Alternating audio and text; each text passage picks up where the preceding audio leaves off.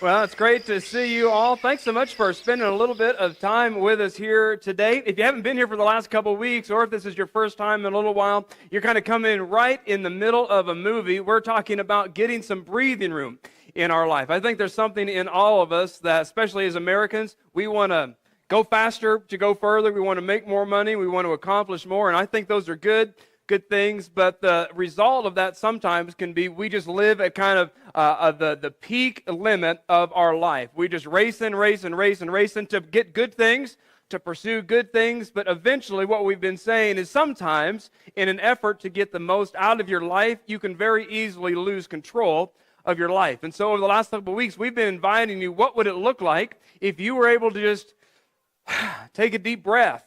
Take a deep breath financially and relationally when it comes to your schedule. What would that look like? What could that feel like? Maybe you'd sleep a little bit better at night. Maybe you wouldn't have quite so many arguments with your spouse. Maybe you'd be able to enjoy all of the things that you're doing instead of just rushing from here and there trying to shuttle everybody around. And so what we've been saying breathing room is that breathing room is that space between our current pace and our limits, and that you have a limit of some kind. I have a limit of some kind. There's only so much that we can fit into our schedule. There's only so much money that we can spend. There's only so many things that we can shuttle our kids off to. The problem is for many of us, and again, I think it's just kind of an American cultural thing, people that are leaders, people that want to do things, we want to try to pack in everything that we possibly can, but it's tempting to not take anything out. But what we said is if we can have some space between how much money am I currently spending, how many things am I currently scheduled to do, how much am I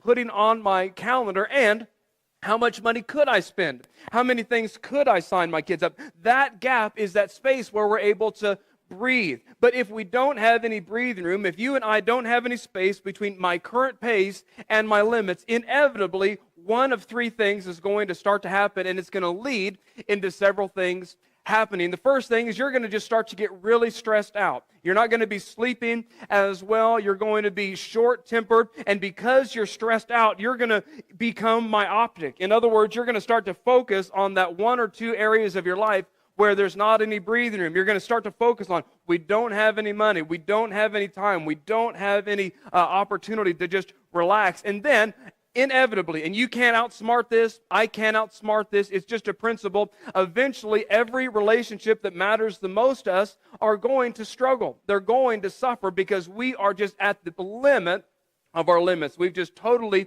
taken our life to the absolute max. And again, they're good things that you're doing, but sometimes we need to scale back on those good things so that we can actually enjoy. We don't want to lose control of our life by trying to get the most out of our life. And I think there's something in all of us that wants to get that little bit more, that wants to make just that little bit of extra money, that we have a hard time saying no. People ask you to serve on boards. Would you be on this committee? Could you volunteer for that? And because you're a good person, because you want to give back to your community, because you want to give back to the school, you say, yeah, I think I can squeeze that in. But what we said last week is anytime you say yes to something, you're saying no to something else. And so when you say yes to say I can be on that board, it might require you to say no to having dinner with your family. By saying no to saying I'm not going to serve on that committee, I'm not going to volunteer for that, I'm not going to come in on the weekend, that enables me to say yes. I'm going to spend time with my kids. I'm going to go watch their dance recital. I'm going to watch the first pitch. I'm going to say yes to the most important things and say no to some of the things that aren't bad, but sometimes they just feel urgent. I'm going to say no to the urgent so that I can say yes to the things that are actually really, really important. And so last week we said this, that our time is limited, so we have to limit how we spend our time. That you have a limited amount of time, both in your life and in seasons of your life. There's only a limit of, your kids are only going to be toddlers for a little bit of time. Your kids are only going to be in middle school for a little bit of time. There's only going to be one first baseball game. There's only going to be so many dance recitals that you're invited to. Your time is limited, and so we have to limit, how am I going to prioritize my time? I want to say no to things that aren't as important so that I can say yes to the things that are the most important. We live, at least I do, we live as if our time isn't limited. We live as if our kids are always going to be little. We live as if we're always going to have health. We live as if we're always going to be young. But we know when we think about it. That is not the case. So last week we said, your time, my time is limited. What would it look like if you limited how you spent your time? And so as we continue this series, what I want to try to touch base on today is a little bit, I just want to warn you right up front, it's a little bit of a touchy subject, because I want to talk to you and discuss together. Maybe we can find some resolution together about your money. And here's the good news. Here's the good news. I don't want any of it. I don't want it. I want instead something for you. And I can appreciate, and I'm the same way. I don't want somebody else telling me how to run my life. I get that. And so I'm in a weird position right now because especially for guys, we don't want somebody else telling us how to do things. I'm totally 100% with you. I would feel the exact same way if I was where you're sitting today. But hopefully what we're going to do is just discover some really practical things to try to get some breathing room in our money, because what we've been discovering in this series is that your and I's ability to have breathing room in our lives, if you are a Christian, if you're a follower of Christ, is actually a deeply, deeply spiritual issue. Now, if you're not a Christian, if you're not sure about the whole Christianity thing, if you're kicking the tires, then this is totally optional.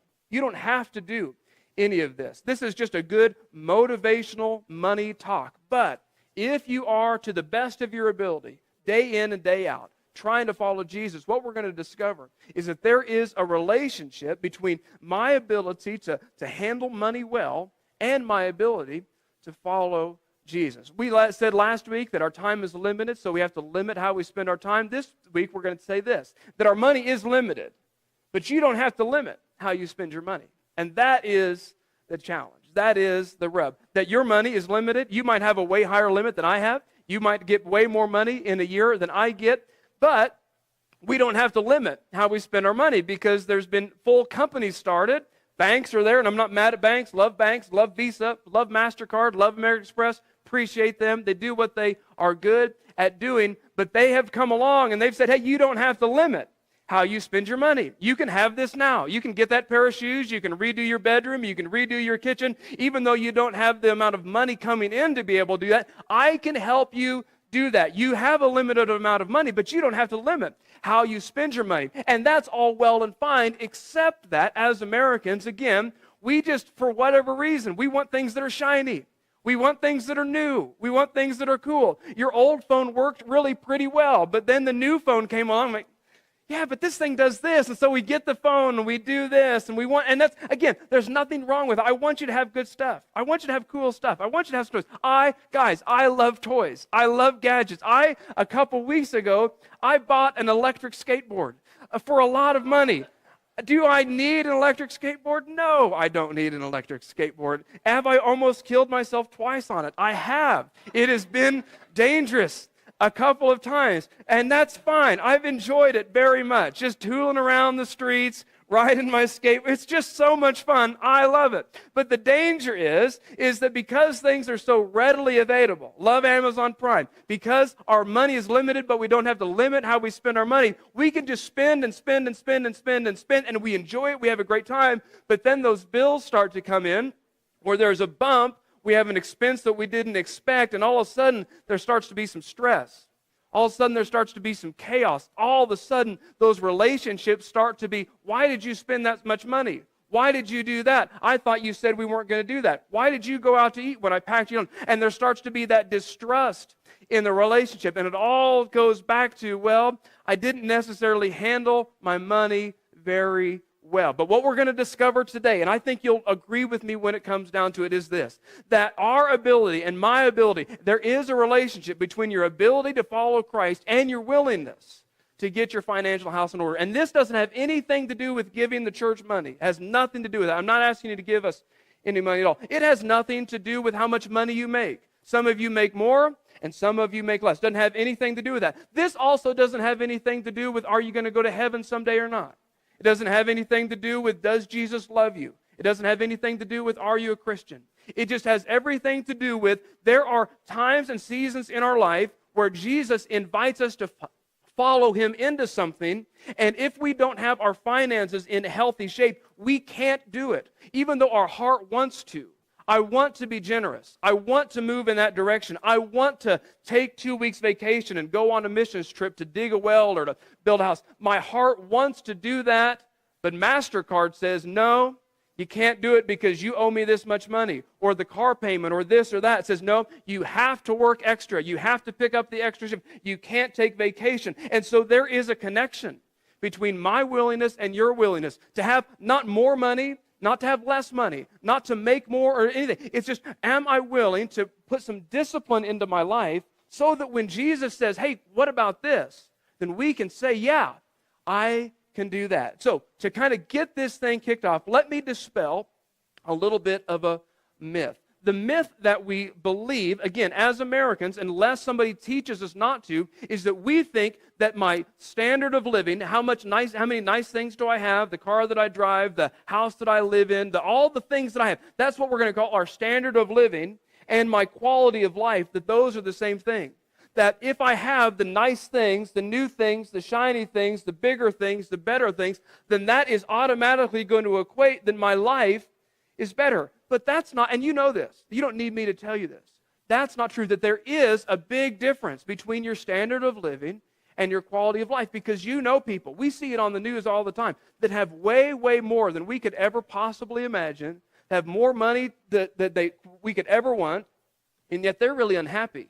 They don't want to spend any time with their husband or with their wife. Their kids don't want anything to do with them, even though they've got this extraordinary, way more than we could ever imagine standard of living. Their quality of life is not that great. And marketers tell you, and again, I'm not against marketers, not against people that want to sell you stuff. That's more than great. But every marketing, go look at a commercial, every marketing says your standard of living equates your quality of life. And if you would just upgrade your standard of living, you would be happier. But we know from our experience, well, that's not necessarily true.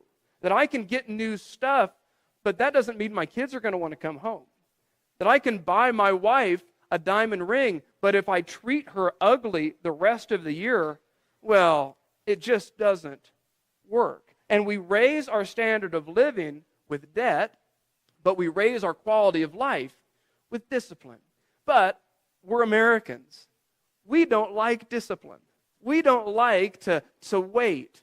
We don't like to push the pause button. But I can easily raise my standard of living. I can easily buy the new thing. It's not hard for me to buy something expensive because MasterCard says, sure, you can do that. Yes, you can, and then you'll just pay me back later. But we raise our standard of living through, I'll just swipe. But our quality of life is raised through, I'm going to say no to something now so that I can say yes to something later. Let me prove it to you that this is true.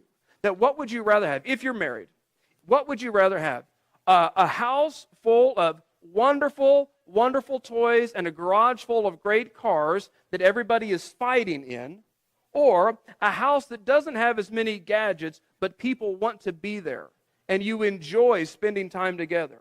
You enjoy being gathered around the dinner table? Because the answer, I mean, that's not a hard question. You say, man, I'd rather have the better relationships. I'd rather have my wife enjoy me being home. I'd rather have my kids want to spend time with me, even if we didn't have the latest and the greatest. Why? Because when we think about it, we automatically choose quality of life over standard of living. But when we don't think about it, we just kind of pursue that standard of living. And here's where we're going to try to get to today. And I hope that you'll come along the journey and not say, no, I'm not interested in this. That creating breathing room might lower your standard of living, but it will raise your quality of life. That's kind of the carrot that I want to give to you today. That by being willing to step back from the edge, by being willing to say no to the immediate so that you can say yes to the ultimate later on, it may, for a season, lower that standard of living. You might have to say no to some things. But in the end, your quality of life, your relationships, the things that matter the most to you actually go up. Because we've all met people that have lots of great things, but they don't like anybody. And they've got really cool toys, but their wife or their husband or their kids doesn't want to have anything to do with them. Their standard of living might be high, but their quality of life is really low. Let's choose. What would it look like for you to make some decisions, some disciplined decisions, to have a higher quality of life, even if it cost me a little bit of my standard of living? Now, I don't know your financial story. I have no idea how much money you make. I don't know if you're on salary, if you're on hourly. Some of you make more money than I do. Some of you make less money than I do. Some of you have 401ks. Some of you have retirement. Some of you have investments. Some of you live paycheck to paycheck. Some of you have savings accounts. All that's true. But let me tell you, even though I don't know anything about the finer points of your financial life, let me tell you some things about your financial life that's true across the board. Here's a few things that are true about me and that are true about you. The first one is this, that you are living on a percentage of your income. I don't know what it is. You might not know what it is, but you are living on a percentage of your income. There is a certain amount of money coming in. We'll just say, for the sake of example, $45,000 a year is what's coming in. For some of you, that's like, man, I couldn't live on $45,000. For others, like, man, if I could get $45,000. But we'll just say $45,000.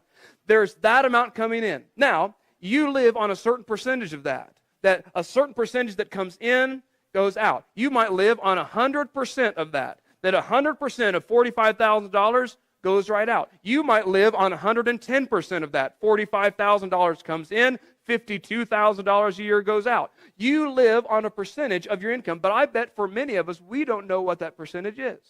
That you don't know how much is going out versus how much is coming in. But you are living on a percentage. And what we could do ahead of time, here's just some good advice. Again, this doesn't have to be a Christian thing. This is just good advice thing.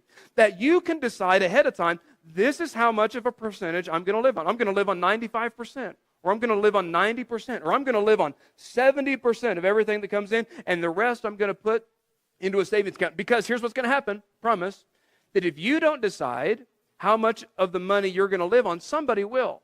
The car payment will decide this is how much. Again, not mad at car payments. Not mad at people that want to sell you a car. Not mad at somebody that wants to sell you that. Not mad at those. But somebody is going to determine how much of your income you live on. Culture will push you in a direction. The people around you will push in a direction. Or we can decide ahead of time, this is how much money we're going to live on. We bring in 45, we're going to live on 40. We bring in 45, we're going to live on 38, and we're going to put away the rest. Here's what's true, maybe not for all of us, but for many of us, and I think all of us at some point in our life, that if we had just a little bit more, things would be fine.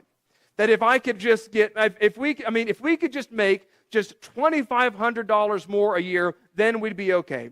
Then we would be able to relax. If I could just move from salary to hourly, because I'm working 50 hours a week, but I'm only getting paid for 40, and if I could just move to hourly, then we'd have that little bit of extra, things would be fine. Man, if I could just stop living off of commission, or if I could just pick up an extra shift, or if I could get the bonus, or if I could do those things, if we just had just a little bit more, things would be fine. And here's maybe what you're not going to believe, but what's true. People that make 6 figures and people that make 7 figures feel the same way. And we think, no, there's no way. I mean, if I made $300,000 a year, I would just be in great shape. But people that make $300,000 a year or $3 million a year, if they spend everything that comes in, they feel the same pressure that you feel when you bring in $45,000 a year. I would say that they actually feel more. Because if you lose a $45,000 a year job, you can maybe replace that. You lose a $300,000 a year job, those are few and far between. And so there's a lot of pressure. I've got to keep this job. Here's what's also true. You felt the same way when you made a lot less. That when you think 5 years ago, and when you made $40,000 instead of $45,000 that you make now, you say, man, if I could just make $45,000 a year, man, things would be great. Man, if I could just get that raise, we would be in great shape. And now you got the raise, the tax return did come in, you did get the bonus, you did move from salary to hourly, or hourly to salary, or whatever that was, and you're hearing things are still tight. There's still the pressure. Why? Because we didn't decide all the way back here, I'm going to live on X percentage of my income. We can make more and make more and make more, and all of us have done this. Listen, when I was in my 20s, there was some times where I'm talking about poor because I was a terrible financial manager. Here's the way that my life would work. I'd get paid from a church. When I first started, I got paid $200 a week to work at this church. It was not a great life. And I would go to the bank every Monday because I got paid weekly. And I would go to the bank, I would endorse my check, I would put it in the bank account, and because I didn't keep a check ledger because I don't understand those, Still don't understand those. P.S. Brandy takes care of it. But I would look at this receipt that they would give me back, and this receipt would say how much money that you have in your account. And I would think, oh, okay, that's roughly about the amount you can imagine. Lots of overdrafts at that season in my life. I would not recommend that. But man, at that time I was thinking, man, if I could only make $400 a week, then I'd be great. A few years in, I made $400 a week. And I'm talking about things got tight again and again and again. Why? Because it wasn't a money bringing in issue. It was a money handling issue. That we think, man, all of my worries could just be solved. All of these fights would be taken care of if I could just make a little bit more. But we felt that way before. And here we are now, and we have what we thought we needed, and there's still the pressure. There's still the fights. There's still the frustration. Let me show you a couple of graphs. Hopefully in your life, it looks like this. That this is the amount of money, simple line chart.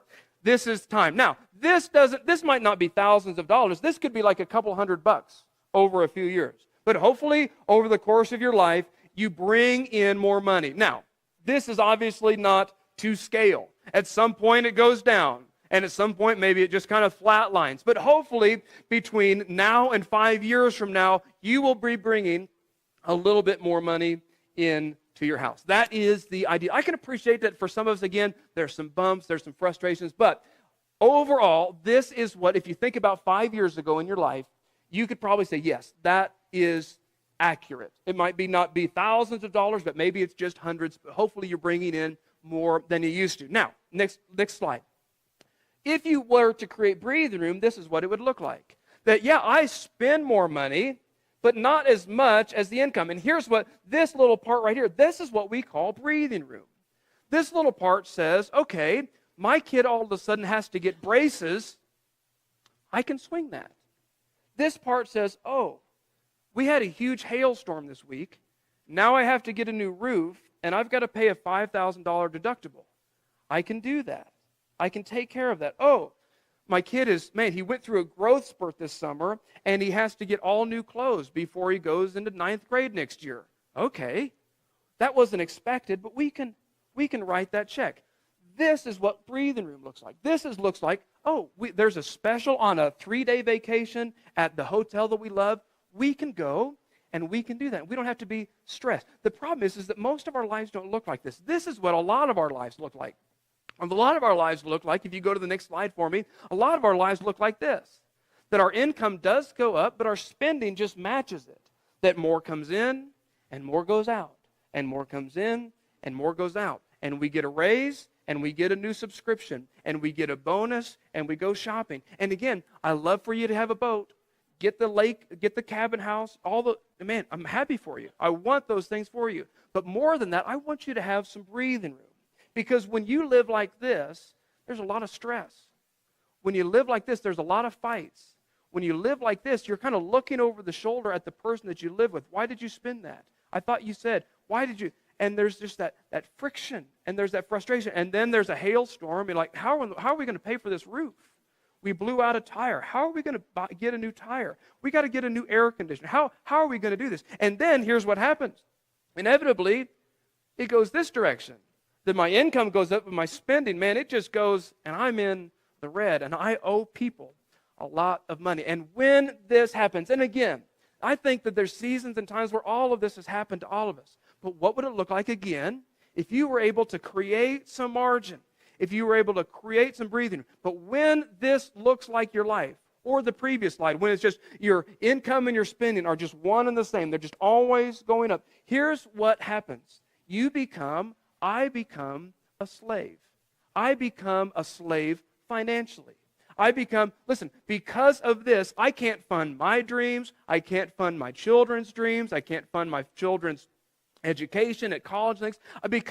Not because of a lack of desire. My heart says yes. MasterCard says, no, you can't do that. The bank says, nope, that's not an option for you. And so then you become a slave. Not only do you become a slave financially, but you also become a slave emotionally.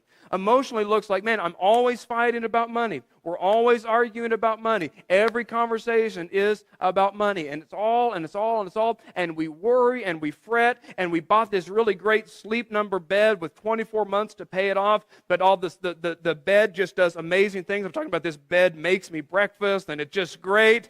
But I can't sleep. I can't sleep. I'm laying in my bed fretting. How are we going to pay for this? How are we going to do this? How are we going to get the new roof? How are we going to get the new tire? How this thing broke down? And I'm in this really great, expensive bed, and I'm just awake because I'm worried, and I'm fretting, and I become a slave relationally. Man, kids, I can't come. Daddy's got to go to work. Kids, I can't be there. I've got to put in some extra hours. Not because I want to, but because I need a little bit extra money this month. We're just a little bit short this month. We become a slave. Every conversation is about money. And this is not what you want. This isn't what I want. This is not where you want to live. And Jesus knew this. Jesus understood that this could be your life if we're not careful. And so 2,000 years ago, he looks into the future at our life today, and he says, you've got to be careful, because there's all these things that are vying for. Standard of living is the same as quality of life. Standard of living is the same as quality of life. Up your standard of living so you can have a higher quality of life. And we've bought into that lie, and we've moved forward, and we have great stuff, but we're worried, and we've got ulcers, and we're stressed, and we're fighting. And all the way back here, Jesus said, there's a better way. And again, if you're a Christian, this is so important that you get this right. Because what Jesus is getting ready to say is so profound that he's getting ready to say, you can be a Christian and you can go to heaven, but you can't fully follow Jesus if our finances, if our money is not in order. Again, doesn't have anything to do with giving me money. Doesn't have anything to do with how much money you make. It's just, am I willing to be disciplined with what is put in my hands? This is what Jesus says. No one, you can't outsmart it. No one can serve two masters. Either you will hate the one and love the other, you'll be devoted to one, and you'll despise the other. I've lived this life.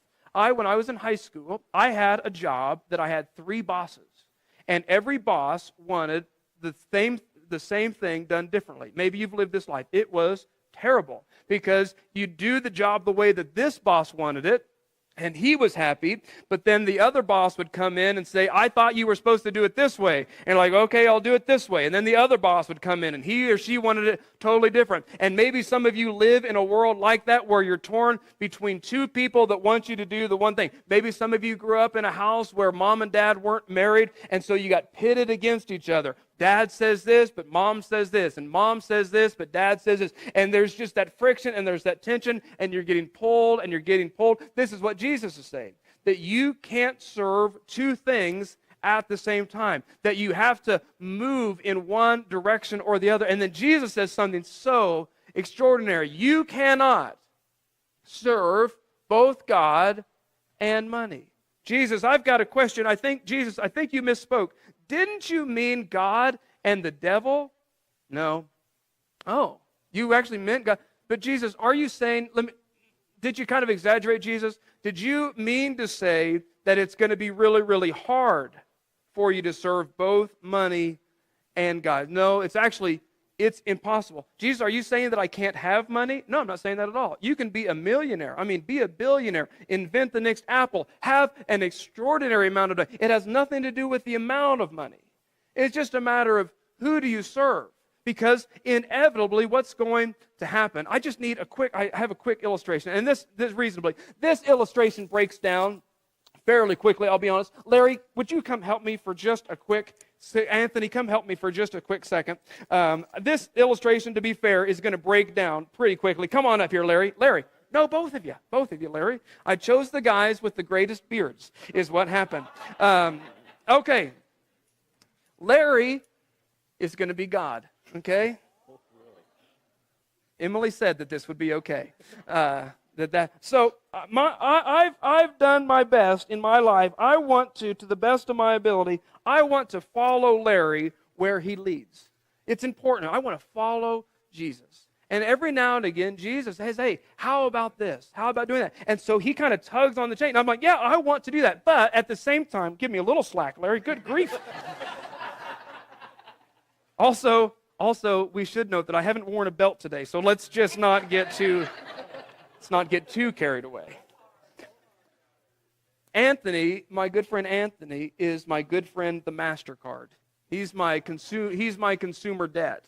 I have to pay him every single month, right? And so here I'm just trying to live life. And all of a sudden I see somebody that has a need. And I feel like Larry says, hey, Kyle, I want you to pay for that lady who's a single mom who's struggling. I want you to take care of her electric bill for the month. And I say, man, my heart says, yes, I really, really, really, really, really want to do that. And so I try to follow Larry, but MasterCard says, no, can't do it because you owe me money. No, you don't have any more. And I want to follow Jesus. I want to go in this direction, but MasterCard, no, there's no chance. You cannot do that. You have to go work extra. You have to put in the extra time. You have to get that extra shift because I know that you want to buy her groceries. I know that you want to pay for her electric bill. You want to follow Jesus, but I can't because MasterCard says, no, you owe me money. You've got to take care of me first. Thank you, guys. I appreciate that. That's what Jesus is saying. You can't serve both God and money because there's going to come a time eventually, maybe not today.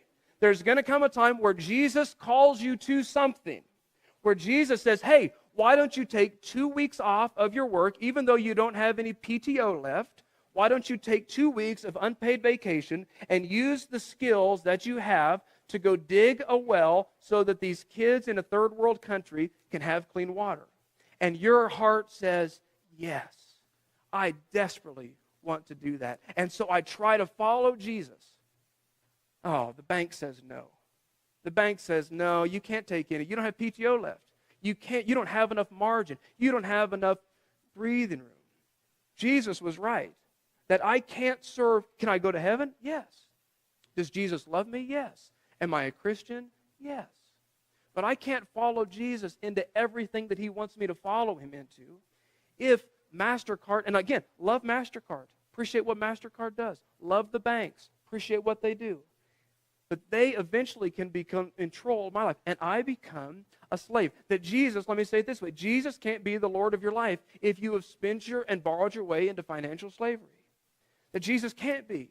It doesn't have anything to do with his desire to call you to things. It doesn't have anything to do with your desire to move into what he's called you. It just has everything to do with, I kind of made some bad choices. Jesus says crazy things like this.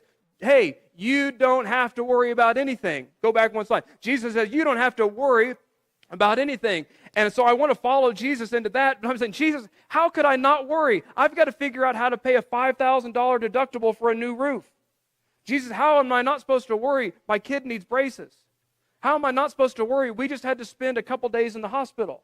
How am I not supposed to worry? I don't know how we're going to pay for the new tire. I appreciate that you say not to worry. I want to follow you into not worrying, but I can't do that because look at all of the bills that are stacking up. It is impossible for me to follow Jesus fully and to be a slave financially. And here's the pushback. The pushback is this. Yeah, but Kyle, you don't understand.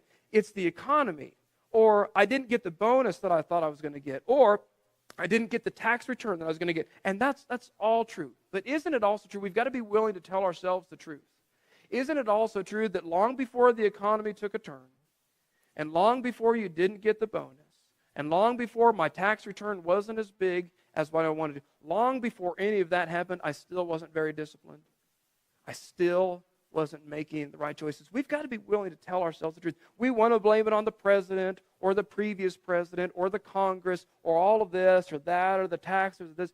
But at some point we've got to say, you know what, I've kind of done this to myself. And yeah, there's the big bump, and yeah, you didn't expect that. But isn't it also true that when things were okay, I still wasn't as disciplined as maybe I should be? And so Jesus invites us to say, man, step away from the limit. Step away from the edge. Maybe it requires that we lower our standard of living, but I promise your quality of life will go way, way up. So let me just very briefly, I got to finish up for the day. Let me just give you, and I can appreciate nobody lives their life by steps. Okay, step 1, check. Step 2, got that. Still working. Nobody lives their life on steps, but let me give you just a couple little ideas that maybe if you're in the position where you're just at the limit of your limit, financially, you're saying, man, my heart says yes, MasterCard says no. I want to follow Jesus, but it's just difficult because I've kind of borrowed my way into financial slavery. Here's just a few things that you can do to start to make some progress. Will it solve it today? No. Will it solve it next month? Probably not. In a year, can you start to get a little bit of margin? Yeah, you sure can. The first thing is to do is, and this is really the only thing that you need, the first thing to do is just decide. It's not very spiritual. It's just at some point, you've got to decide, I've got to decide, okay, enough is enough. I'm not living this way anymore. And no, at this point, I could just close because you guys are super smart. You guys know exactly what to do with that information. And you know exactly, all right, I should stop this and I should start this.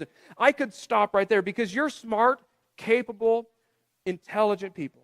But at some point, if you're going to stop fighting about money, if you're going to be able to follow Jesus into everything he wants you to follow, at some point you've just got to decide, okay, enough is enough. I'm going to stop right now. After you decide again, I appreciate nobody lives their life by steps, but here's just a couple little ideas. After you decide, at some point you've got to create a breathing room goal. You say, okay, we bring in $45,000 a year. We can't get there this month. We might not even be able to get there in 6 months, but in an ideal world, I would love to live on $40,000 of that. In an ideal world, I'd love to live on $37,000 of the $45,000 that come in. Again, it's not going to happen today. It's not going to happen tomorrow, but you can start to make some progress towards that. I am spending a percentage of my income. You owe it to yourself, to your financial future, to your kids' financial future, and you owe it to your ability to follow Jesus. What is that percentage? Don't let culture push you to a percentage, because culture will push you to, listen, you can't run your life like the federal government. The federal government we'll just raise the spending limit. We'll just raise the spending limit. Sadly, we're not the federal government. At some point, we've got to cut expenses. We've got to decide, okay, I'm going to figure out what percentage do I bring in, and what percentage of that are we going to live? It's going to be different from me than it is for you, but you owe it to yourself. Maybe you want to live on 99% of everything that comes in. I wouldn't recommend that, but that's at least a starting point. It's way better than living on 110% of what comes in. And in a year's time, you can maybe not get there, but you can make some progress to it. Here's the third one very briefly. You've got to spy on your money. Super practical. You've got to know, where does my money actually go? Because Brandy and I have done this exercise when we were first married, and all of a sudden we looked at we spent $500 eating out this month. It's no wonder we don't have any money, because we spent it out here and we spent it out there. It's kind of a wake-up call. Wait, are you telling me that we spent this much on licorice? I mean, I know we love licorice, but maybe we got to scale back the licorice habit. You've got to spy on your money. And I'm not saying you got to do anything with that information, but you need to be knowing where the money's going. You need to be knowing where, because money inevitably, because I love, and you know this, I love Amazon Prime. I love electronic payments, but it's so easy to just electronically pay and Amazon Prime, and you pay for Netflix one time and then it just automatically bills every month, and it's just so easy, or you pay for it for a year and then it just happens and you don't feel it anymore. All of a sudden you're like, where's all of the money gone? Oh, it's to that and to that. You've got to be knowing where the money is going. And so that could be QuickBooks, it could be the back of a napkin, it could be a ledger. I don't care what it is. Your system is going to be different than my system, but you owe it to yourself to know that money that we bring in. If you've ever had the conversation with your spouse, I feel like we're making more, but we don't have any money. I feel like, we should have enough money, but at some reason, there's a lot of month left and there's no money. Where did it all go? You can find that out by spying on your money. Listen, what is this? Next step, you can't be the federal government. You gotta eventually cut spending. I did this week. I looked at some subscriptions that I had.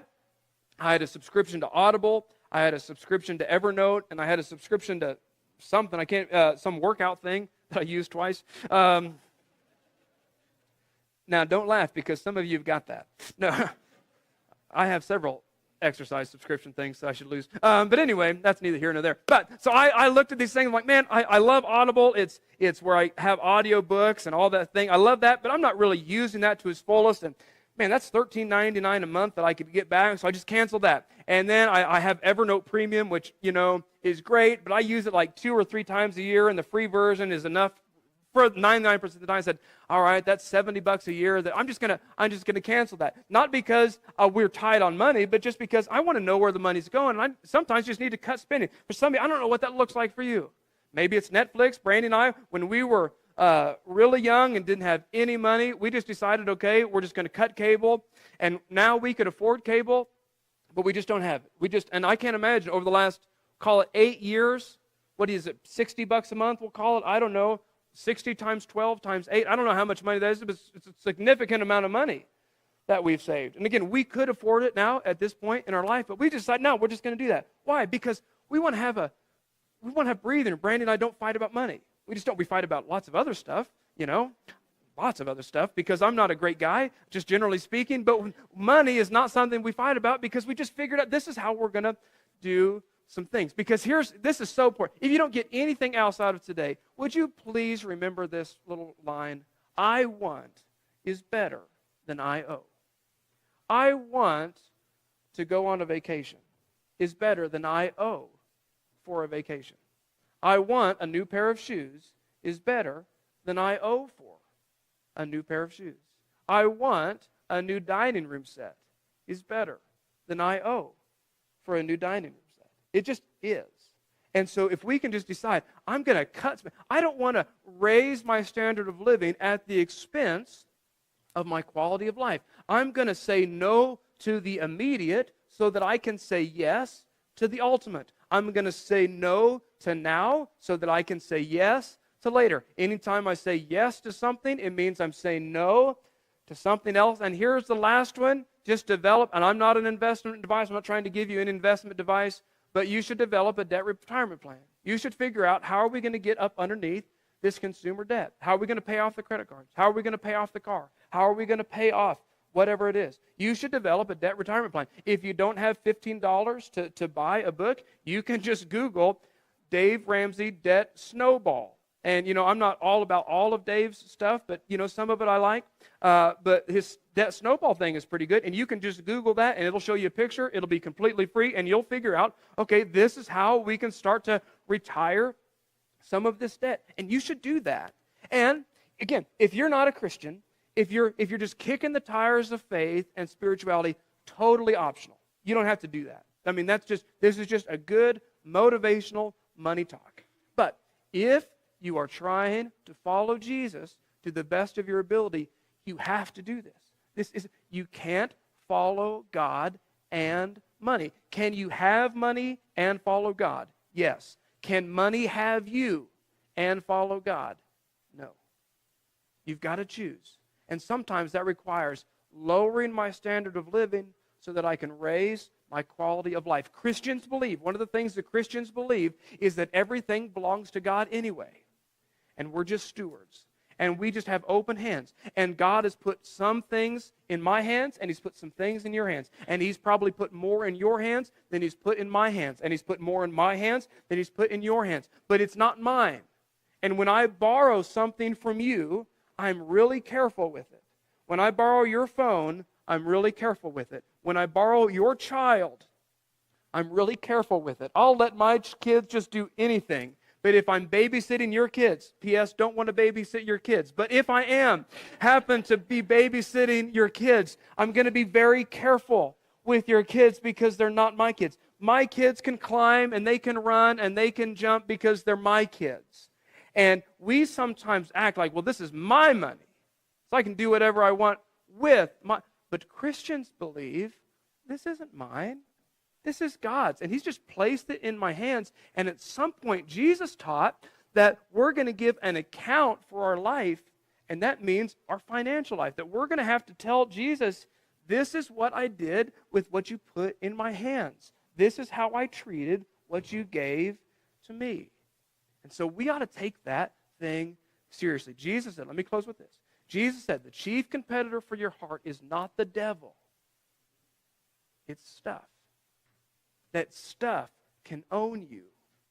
And if stuff owns you, even though your heart says yes to Jesus, I can't do that because, man, I just owe too much, and I got to work extra, and I got to do this.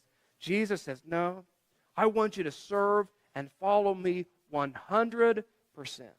And in order for you to do that, you should go home and you should decide enough is enough. You should go home and you should say, in an ideal world, we would live on this percentage of our money.